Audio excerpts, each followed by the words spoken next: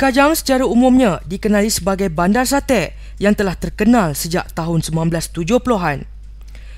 Sebagaimana yang diketahui, sejak 2 dekad hanya 2 sejarah politik menarik di Don Kajang, iaitu kejayaan PAS melalui calonnya Dr. Syafiee Abu Bakar merampas Don Kajang pada pilihan raya umum tahun 1999 dengan majoriti kecil sebanyak 37 undi menewaskan calon BN Chong Tau Chong.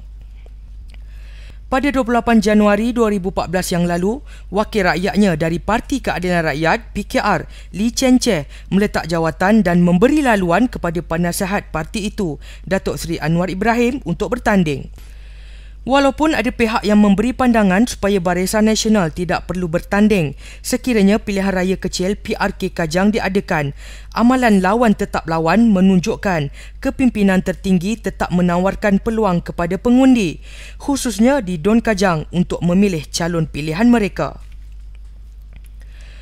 Mengikut daftar pemilih yang diguna pakai semasa PRU 13 yang lalu, komposisi pemilih di Don Kajang adalah Melayu seramai 48%, Cina 40%, pengundi India 10% dan lain-lain bangsa 2%.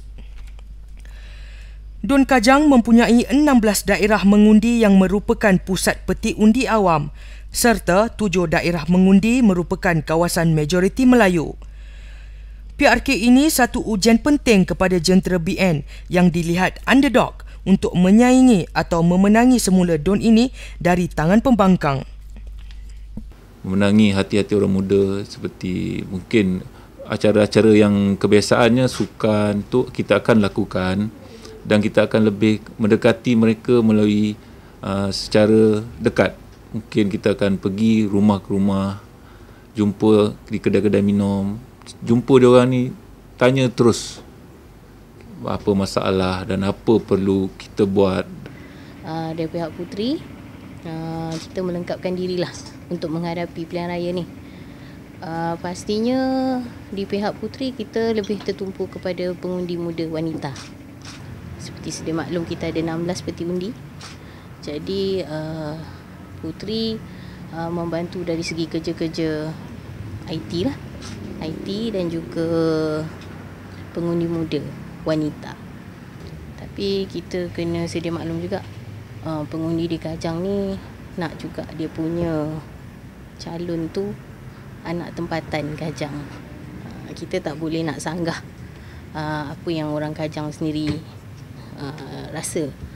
Kami bergerak kali ini mengikut cawangan dan kami akan menggunakan strategi bermotor ni. Kami khusus kat sini kami nak jentera bermotor sahaja. Walaupun yang berhormat Ketua Pemuda Malaysia sendiri datang, kami akan ajukan cara kami ni untuk bertemu-temu rakyat ke apa ke dengan cara bermotor. Memandangkan kawasan Don Kajang ni terlampau pack, kenderaan ke apa akan mengganggu, akan menambah lagi orang-orang ramai akan kata datang dengan kenderaan-kenderaan yang besar kan. Jadi kami cuba nak mendalami hati rakyat dengan cara bermotor. Berdasarkan keputusan PRU 13 yang lepas, BN telah menang selesa bagi undi awal dan undi pos.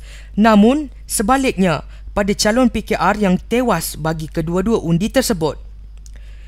Bagi peti undi awam pula, BN menang di 4 peti undi. Majoritinya adalah Melayu. Antara kawasannya seperti Batu 10 Ceras dengan majoriti 157 undi, Taman Delima 123 majoriti undi, Sungai Sekamat 239 dan Sungai Kantan 420 undi majoriti. Sungai Kantan, Sungai Sekamat dan Kantan Permai merupakan kawasan kuat UMNO dalam Don Kajang. Namun begitu, situasi PRU pada tahun 1999 mungkin akan berlaku dengan kemasukan calon Melayu dalam pertandingan sama hebat pada PRK Don Kajang kali ini. Walaupun Kajang merupakan kawasan campuran yang mempunyai majoriti Melayu 50%, dalam pembahagian antara calon yang bertanding khususnya BN, Kajang merupakan kota tradisi bagi MCA.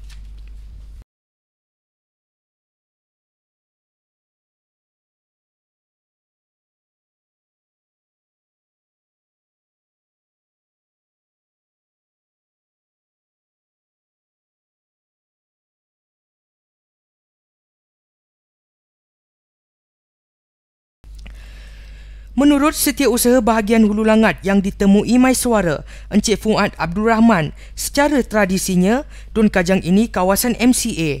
Namun, atas alasan trek rekod yang kurang cemerlang MCA, calon dari UMNO menjadi taruhan menentang Anwar. Kalau kita nak berpegang kepada sebenarnya, sebelum 2008, kita ni macam berganti-ganti. Kalau PRU ini parti sebelah sana menang, yang selepas itu mesti kita menang. Dia berganti. Kalau you check balik rekod, dia seolah-olah macam berganti.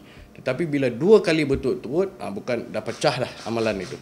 Tradisi itu dah dipecahkan bila 2 kali berturut-turut dan majoritinya tidaklah kecil. Pertamanya, kalau boleh kita nak calon UMNO. Ini secara formal dah pun disampaikan kepada Datuk Seri Presiden. Kalau boleh, memang kita nakkan, bukan kita saja, tetapi rakyat terutamanya, you pun tahu, majoriti pengundi adalah Melayu di Kajang ini, mewakili 48%. Setiap cawangan ni, 21 cawangan ini tak pernah tidak menuntut dalam usul cawangan mereka agar calon-calon pilihan raya selepas 2008, mestilah di kalangan calon daripada UMNO. Jadi mau tak mau, kita yang duduk di jawatan kuasa pengurusan ini, saya ketua bahagian dan pegawai-pegawai bahagian ni, terpaksa bawa kehendak dan permintaan daripada akar umbi ini, terutamanya daripada cawangan-cawangan. Jadi kita mohon secara rasmi, kalau boleh, perlu dipertimbangkan agar calon UMNO diletakkan untuk PRK N25 Kajang ini. Pusat Kajian Demokrasi dan Pilihan Raya UMSDEL menjangkakan calon PKR dalam pilihan raya kecil Dewan Undangan Negeri Don Kajang, Datuk Seri Anwar Ibrahim, mampu memperolehi majoriti yang lebih besar berbanding PRU 13 yang lalu.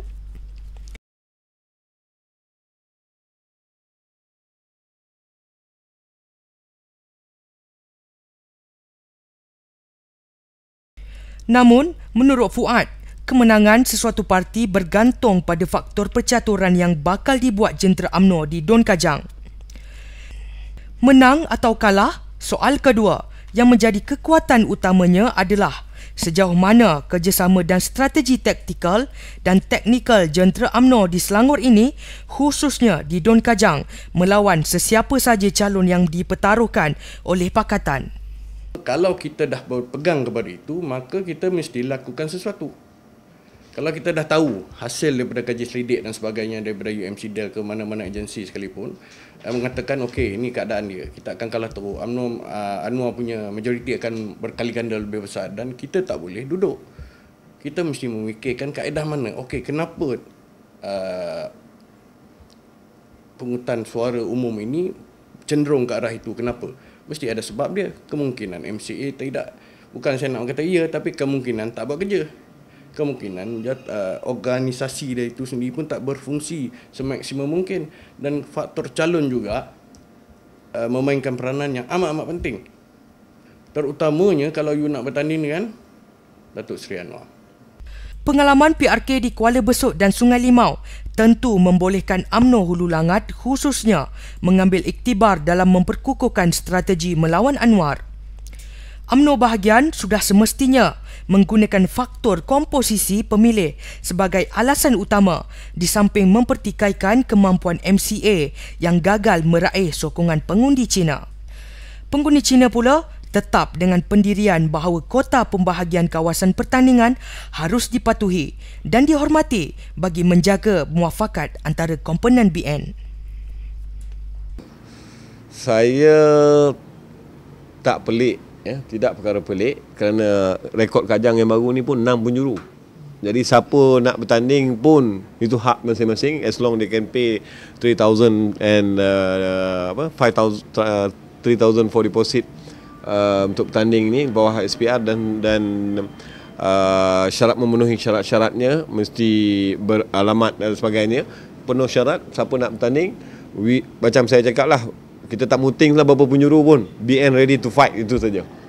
Of course, bila kita cakap ready to fight tu, matlamat utama kalau fight ni semua orang fight nak menang. Of course kita nak menang. Dan perlu saya ingatkan, rekod di Kajang ni BN pernah menang dan menangnya beribu. Datuk TC Chong 1995 dia win 8,000 plus BN atas MCA. Dan Datin Paduka Lau Leleng tahun 2004 dia menang 3,000 plus. Jadi menang pun menang beribu, kalah beribu, normal. So tak pelik juga kalau kami menang 6,000 lebih juga majoriti. Di Kajang ni lah yang boleh, kalau nak tunai minta janji, mereka dah menang, mana janjinya untuk turunkan cukai pintu, kerana boleh dikatakan 99% mereka ini apa yang dijanjikan mereka tak dapat lagi. Turun cukai pintu 20%. Tuntut ini, rakyat Kajang tuntut ini. Mereka dah perintah masuk tahun penggal yang kedua, dah 6 tahun lebih. Mana janji?